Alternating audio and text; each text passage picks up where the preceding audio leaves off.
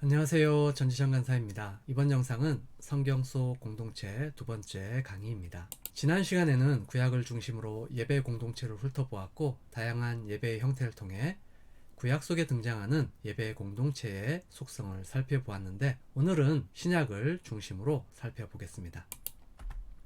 하나님의 구원 이야기는 신약에서도 이어지고, 구원받은 사람들은 공동체로 하나님을 예배했습니다. 예수님 당시 이스라엘의 예배 장소와 형식은 포로기 이후 구약의 모습과 크게 달라지지 않았습니다. 단지 각 마을 단위의 회당과 삶의 기준으로서 율법의 중요성이 더 커졌습니다.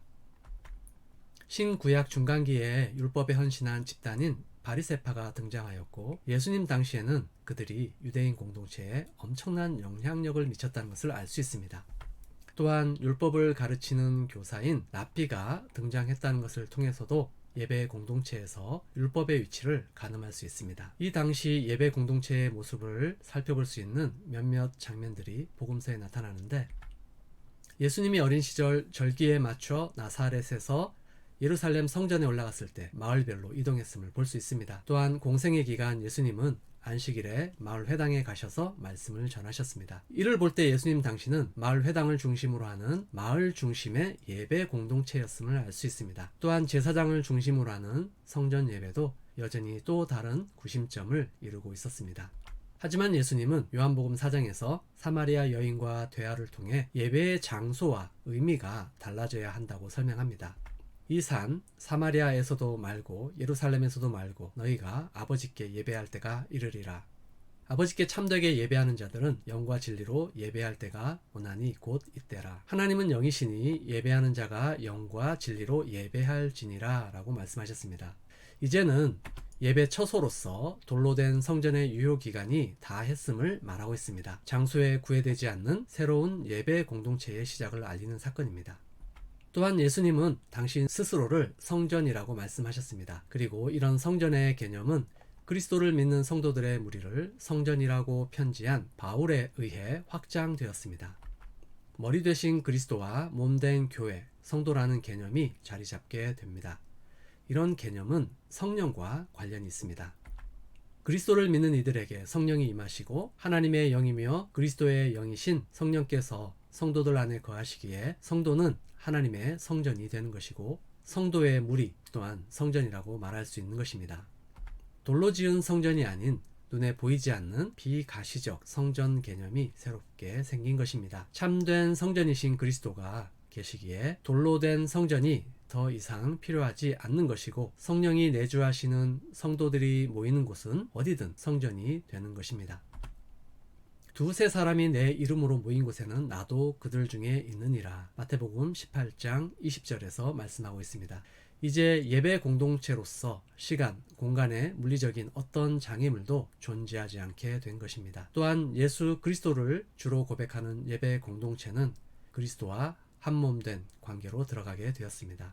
이것은 요한계시록의 환상을 통해서도 볼 수 있습니다. 요한계시록에서 새 예루살렘이 하늘에서 내려오는 환상이 있습니다. 새 예루살렘은 공간적 개념이 아니라 그리스도의 통치를 인정하는 고백적 공동체를 상징하는 것입니다.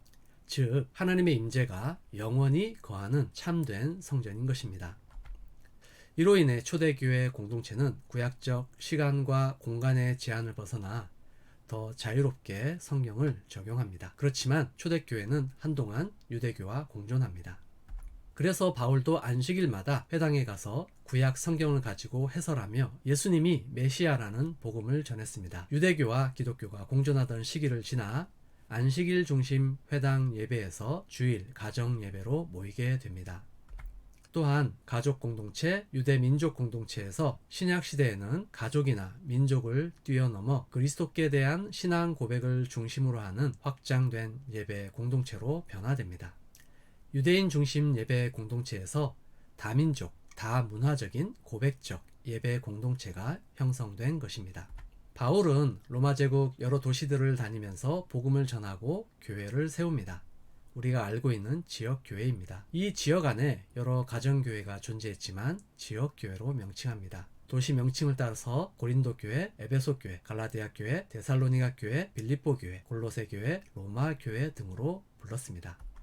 사도행전 15장을 보면 복음 전파 초기에 유대인에게 적용됐던 구약 율법을 이방인에게 똑같이 적용해야 하는지에 대해 엄청난 논쟁이 있었지만 결국 초대교회는 그 율법마저도 이방인에게 적용하지 않습니다. 이들이 성경에 대해 얼마나 열린 사고를 했는지 알 수 있습니다. 이방인 교회는 구약의 족쇄로부터 완전히 벗어나게 됩니다. 이런 교회에 유대인들이 있었지만 시간이 지나며 유대인 공동체와는 완전히 다른 각 지역의 문화와 개성이 배어있는 예배 형식을 갖춘 예배 공동체로 성장하게 됩니다.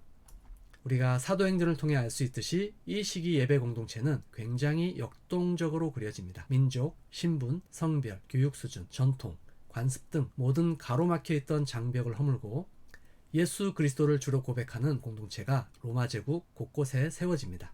이 시대의 예배 형식은 분명히 있었겠지만 유대적 관행과 전통의 틀에서 보았을 때는 굉장히 자유로운 형식으로 비쳤을 것입니다. 교회는 공동체 모임에서 성찬과 세례를 공동체 예배의 중요한 의식으로 받아들이게 됩니다. 그리고 복음서와 사도들의 편지를 회람하면서 하나님의 말씀으로 받아들입니다. 우리가 알고 있는 신약 성경입니다. 구약 성경과 동등한 권위로 받아들인 것입니다. 사도 시대가 지나 속사도 시대, 교부 시대로 접어들면서 그리스도인 공동체는 체계를 세워갑니다. 또 다른 틀이 생겨난 것이지요. 성직이 생겨나고 직분이 생깁니다. 장로, 감독, 집사, 교사 등입니다. 이후 기독교가 로마의 국교가 되면서 사제 계급이 생기고 세분화됩니다. 시간이 지나며 점점 수직적이고 권위적인 교회의 모습으로 변해갑니다. 이 시기 예배 공동체는 박해를 피해 지하 무덤에서 예배드리던 시절에는 꿈도 꾸지 못했던 지상의 대형 예배당을 소유하게 되고 주일에 일정한 시간에 모여 예배하게 됩니다. 형태는 조금씩 바뀌긴 했지만 이런 예배들은 오늘날까지 이어지고 있다고 보입니다.